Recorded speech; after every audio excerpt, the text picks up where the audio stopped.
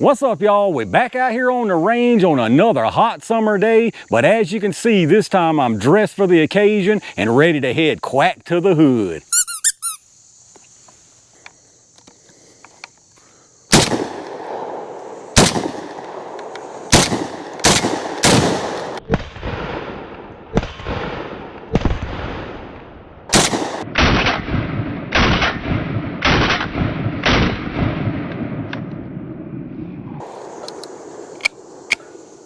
Quack, quack. All right, y'all, let's take a quick look at this thing and then we'll go have some more fun before it gets way too hot out here. What you're looking at is the Tokarev USA BP12 Bullpup 12 gauge. Obviously, this one's in the urban camo pattern. Now, those of y'all who've watched my channel, or even some of y'all who've watched my channel pass this one up, the last video I did on something like this was actually the same camo pattern here. It's this Impala Plus. It's a 12 gauge also. This thing turned out to be really, really nice. I mean, I can't show you in camera and you can't get a feel, but the action on this thing is just like butter. I mean, it just falls like a feather. This ended up being a really, really nice shotty. My idea of this thing was, you know, just to get it for fun, just because of this camo pattern. When I got it, I thought, man, I wish it was shorter, like 18.5. Then I can, you know, use it a little easier on the range, or maybe even use it for defense. So I had thought about cutting that down to 18.5, but then I saw this little bullpup and I thought this is actually perfect for what I want it for. So again, it's a 12 gauge bullpup. I'll give you a close look here of that camo pattern. I think this thing is really, really cool. Now, I know a lot of people, they think this thing is just awful looking, terrible, don't want nothing to do with something like this. But, you know, I've got plenty of practical, regular old stuff to where I'm at the point that I want some fun stuff. And this right here to me is really fun. And everybody who sees it is like, oh man, that's so cool. Let me check that thing out. So this one I think fits the whole urban camo defense, urban defense type theme. Just again, something really fun for me out here on the range. Now y'all can probably already tell this is nothing special. It's another Turkish imported Bullpup 12 gauge. There are tons of these out there on the market now under all kind of different brand names, the importers, all kind of different stuff. But this one again is under the Tokarev USA name and branding. I believe it's SDS importers, but don't quote me on that. Now obviously it's mag fed. It came with this one 5-round mag. I think it just came with this one. I picked this thing up several months ago, and another thing I'll go ahead and mention, it was dirt cheap. That's the reason I got it, like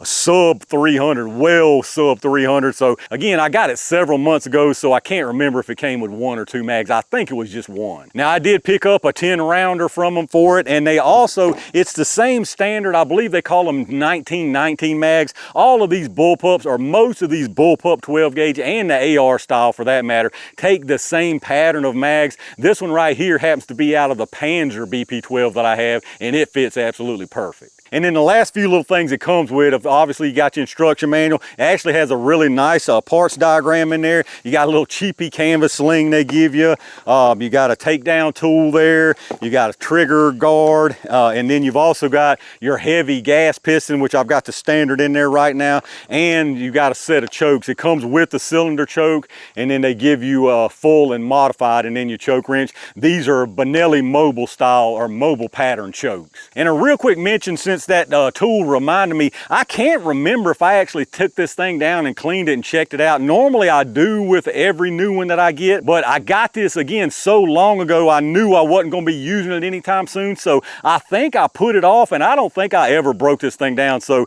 if there are some malfunctions, it might be because of that, but I ain't gonna make no excuses for it for sure. So real quick, from back to front we'll go. It's got a nice thick rubber recoil pad on it, so that's really nice. Your stock, of course, all that, and your mag is back here. Now I will say this thing is terrible as far as control location. It's not ambidextrous, just because, I mean, you could, sure, but you know where the shells are going to go, right in your face, so you cannot reverse that. So not ambidextrous. However, your fire control is over here. Most everything's set up for righty. Your bolt release is right there, but this is the worst mag release I have ever seen on anything. I mean anything by far, these bullpups, but anything, like literally anything, y'all. So here you go. We'll lock this thing back and I'll show you. So I got it locked back. We'll put the mag in. Boom, you're good to go. So it's empty. Now where's your mag release? Well, it ain't here, it ain't here. The mag release, the only mag release on it is on the other side, over here. What in the world are they thinking? If you're a righty, do you know how awkward that is? You can't, I've got incredibly long hands and fingers, and if I tried to go around the front, like I have to go right here to barely reach that thing, and then I cannot, there's no way to get back down on it to pull it out. So really, you just have to do like this and kind of push it with your fingers and hope you can kind of work it out, or either just completely go off shoulder and everything. That's absolutely horrible. That right there alone would keep me from ever considering using this thing right here for any kind of serious defense. Forget the pattern on it. You can get all regular patterns on it, but that alone would keep me from never considering this right here for serious defensive use. On the other side, there's your bolt release. That's kind of standard to have it back here for these Bullpups. Your charging handle actually is reversible, so I've got it on this side right here. That's the way I like them, but you can reverse that. So again, it just makes no sense.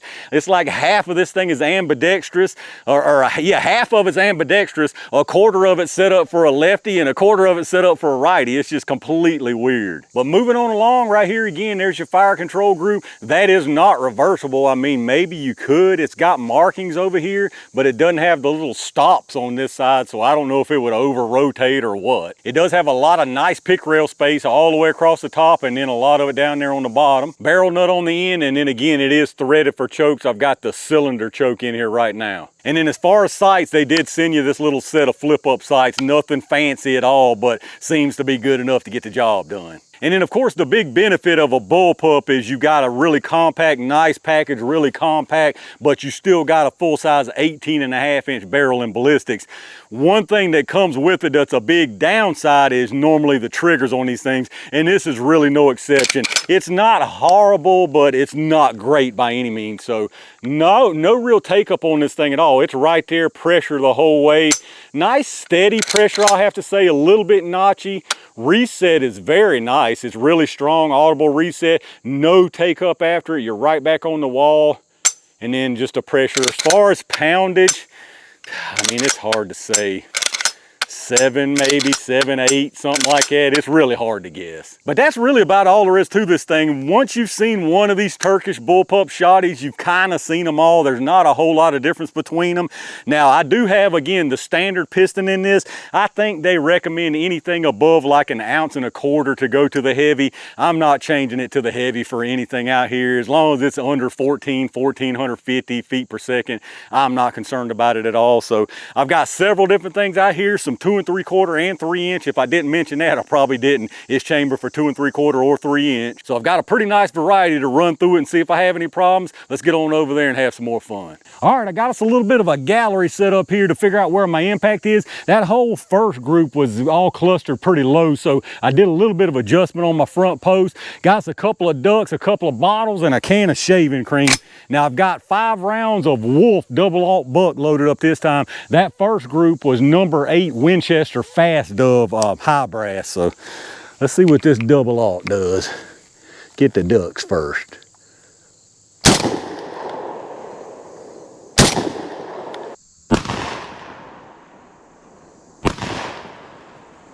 Bottles. Uh-oh.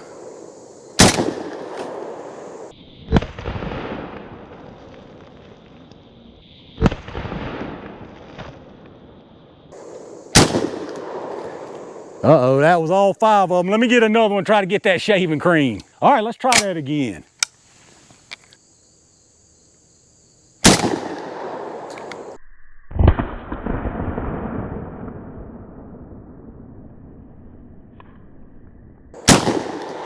That's more like it.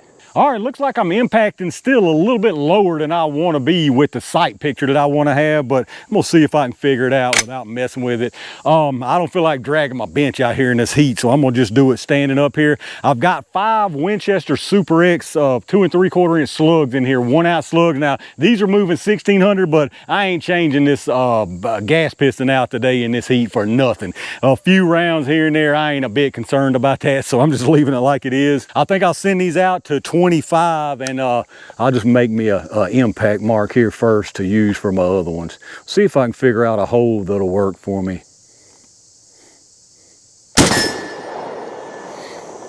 All right.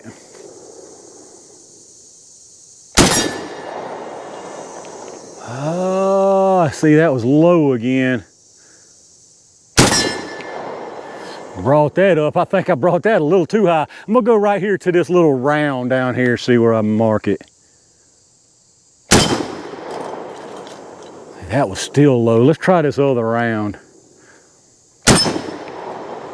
See, that was right in the middle. I think I've got pretty much where I need to hold this thing at. Let me get some more shells loaded up. All right, y'all, this time I've got buck, slug, buck loaded up in that order right there. We're gonna see if we can't bring us out some ducks. So the first thing you gotta do is spread the watermelon bait.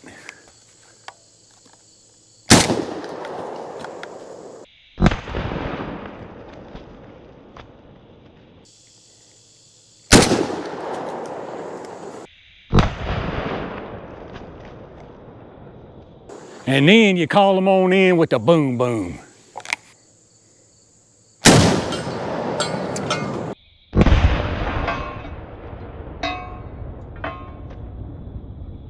Guaranteed they on the way now. I knew good and well they couldn't resist that.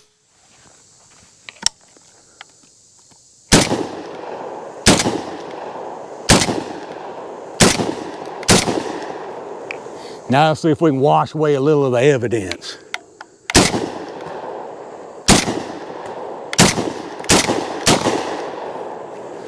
Good to go. All right, y'all, those ought to make a pretty decent snack, but we need to get something much bigger than that. So this time I got us another melon out there and I got it spiced up, so hopefully we can spread it out a little further.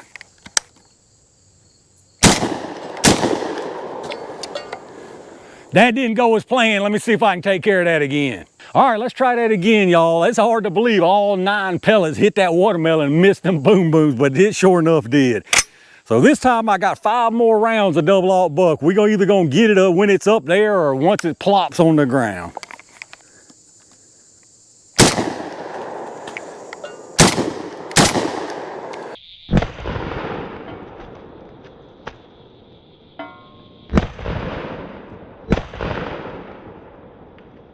Now I've done lost where it went. I thought that was it right there. It just don't want to boom for sure. All right, y'all, you won't believe it, but every single one of them pellets missed a boom boom. I mean, every single one of them, not even a scratch nowhere on it. But as you can see, it was still enough to get Big Mama out here. So we're gonna see if we can take care of business. Rubber ducky, you're the one.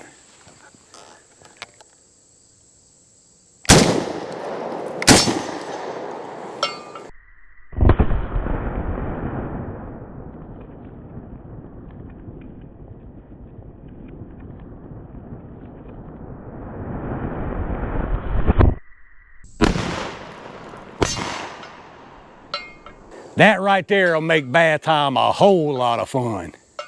All right, y'all, I think I'm gonna call it right there for a heck of a fun time with this Tokarev Urban Camo TBP 12. This is certainly not some kind of high quality family heirloom, but it sure is a heck of a lot of fun. I have to admit, I kind of expected a couple little hiccups out of this for whatever reason, especially when I got to thinking I had never even broke this thing down and cleaned it at all. But as you see, it ran absolutely flawless out here, even with some old cheap estate brand stuff that I was running out here, real low velocity to get my point of impact kind of situated. It ran everything, no problem cycling at all. So for an inexpensive little range toy, this thing's a winner. Really, the one and only complaint I have is the location of this doggone magazine release.